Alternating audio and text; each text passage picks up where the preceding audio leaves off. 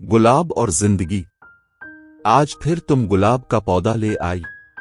कितनी बार समझाया है, तेरे अब्बा को ये पसंद नहीं। अम्मा ने गुस्से से कहा। मगर क्यों अम्मा, गुलाब तो सबसे खूबसूरत फूल है, फिर अब्बा को पसंद क्यों नहीं? उसने फिर वही सवाल किया, जिसका जवाब शायद अम्मा के पास भी नहीं था। अम्मा ने कहा, बस ज्यादा बहस मत कर, ये पौधा हटा दे, तेरा अब्बा आने वाला होगा। ये सब शौक अपने ससुराल जाकर पूरे करना, यहां तेरे अब्बा की मर्जी चलती है। अम्मा कहकर चली गईं, मगर वो हमेशा की तरह सोच में पड़ गई कि आखिर गुलाब से अब्बा को क्या दुश्मनी है। बचपन से इसे गुलाब बहुत पसंद थे। वो चाहती थी कि इसका घर उन फूलों की खुशबू से महकता रहे, लेकिन अब्बा की वजह से वो ऐसा न कर सकी। इसकी शादी को 1 साल हो चुका था और वो इस घर को अपना चुकी थी। सबका दिल जीतते जीतते वो खुद को कहीं खो बैठी थी।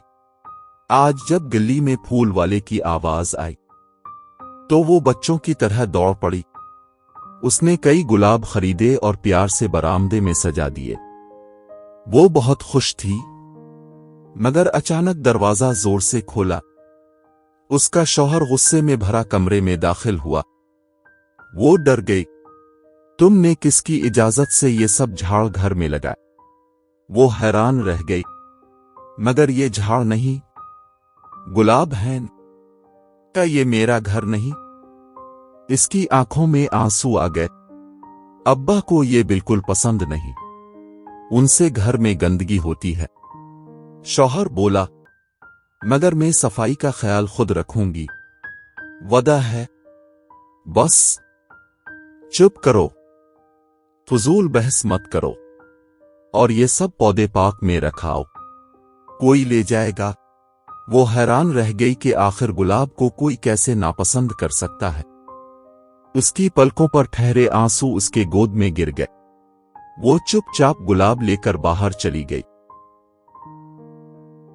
आज वो पहली बार अपने बेटे के घर आई थी। अब वो बेवा थी और उसका बेटा अपनी मेहनत से ये घर बना चुका था।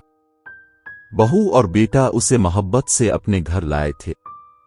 वो उनकी मोहब्बत पर खुश थी और रब की शुक्रगुजार भी। अगली सुबह नाश्ते की मेज पर बेटे ने कहा, अम्मा, ये बालकोनी में गुलाब अपने लगाए हैं। वो मुस्कुरा कर बोली, हाँ बेटा, कितने खूबसूरत लगते हैं ना? जी अम्मा, मगर उनसे मच्छर हो जाते हैं और बेगम को उनकी खुशबू से एलर्जी है। मैं ये सब हटवा रहा हूं, अब बुरा मत मानिएगा। वो खामोश हो गई, बस सर हिला दिया। आज वो अपनी कब्र में उतर चुकी थी। दुनिया के सारे दुख दर्द खत्म हो चुके थे।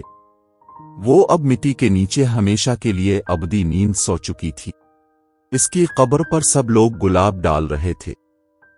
एक कोने में इसका 10 साला पोता खड़ा कुछ सोच रहा था।